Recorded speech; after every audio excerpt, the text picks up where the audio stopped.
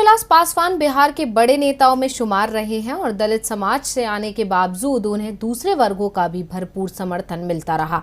नवंबर 2000 में पासवान ने जेडीयू को छोड़कर अपनी नई पार्टी एलजेपी बनाई, लेकिन अब एलजेपी इतिहास में दर्ज हो गई है। एलजेपी का नाम और चुनाव चिन्ह चुनाव आयोग ने जब्त कर लिया है। चिराग और पशुपति गुट को नई पार्टी और नया चुनाव चिन्ह भी मिल गया है। तो किसके हिस्से आया कौन सा चुनाव चिन्ह, देखिए ये रिपोर्ट। रामविलास पासवान के परिवार में बंटवारा तो पहले ही हो चुका था और रामविलास पासवान के बेटे चिराग पासवान और रामविलास के भाई पशुपति पारस के बीच पार्टी पर कब्जे को लेकर लड़ाई चल रही थी, जिसे रामविलास ने बनाया था और बिहार में उसे मजबूत भी किया।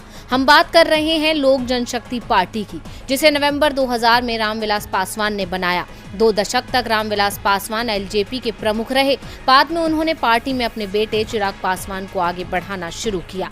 वैसे पशुपति पारस शुरुआत से ही इसके खिलाफ थे। वो खुद को रामविलास पासवान का राजनीतिक उत्तराधिकारी मानते थे, लेकिन पार्टी रामविलास पासवान के नाम और चेहरे पर चल रही थी, इसलिए किसी में भी रामविलास के खिलाफ बोलने की ताकत नहीं थी। लेकिन जैसे ही रामविलास पासवान गए, पशुपति पारस ने पार्टी पर कब्जे की कोशिशें शुरू कर दी। उन्होंने चिराग के खिलाफ बगावत कर दी और पार्टी पर अधिकार जमाने का दावा भी कर दिया। लोकसभा में पार्टी के 6 में से 5 सांसदों के समर्थन के सहारे पशुपति पारस सदन में एलजेपी संसदीय दल के नेता भी चुन लिए गए।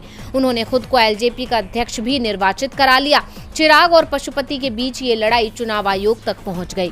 चुनाव आयोग में पशुपति पारस और चिराग पासवान ने पार्टी संविधान का हवाला देते हुए खुद को अध्यक्ष बताया, लेकिन आयोग ने दोनों में से किसी के दावे भी नहीं माने और 2 दिन पहले एलजेपी का नाम और चुनाव चिन्ह फ्रीज कर दिया। और अब चिराग और उनके चाचा पशुपति पारस को अलग अलग चुनाव चिन्ह दिया है। साथ ही दोनों की ओर से नए नाम से पार्टी का रजिस्ट्रेशन भी चुनाव आयोग में कराया गया है, जिसे आयोग ने मान्यता दे दी है। चिराग पासवान के नेतृत्व वाले गुट की नई पार्टी का नाम लोक जनशक्ति पार्टी रामविलास होगा और इसे हेलीकॉप्टर चुनाव चिन्ह दिया गया है, जबकि पशुपति पारस के नेतृत्व वाले गुट की पार्टी का नाम राष्ट्रीय लोक जनशक्ति पार्टी होगा और इस गुट को सिलाई मशीन चुनाव चिन्ह दिया गया है।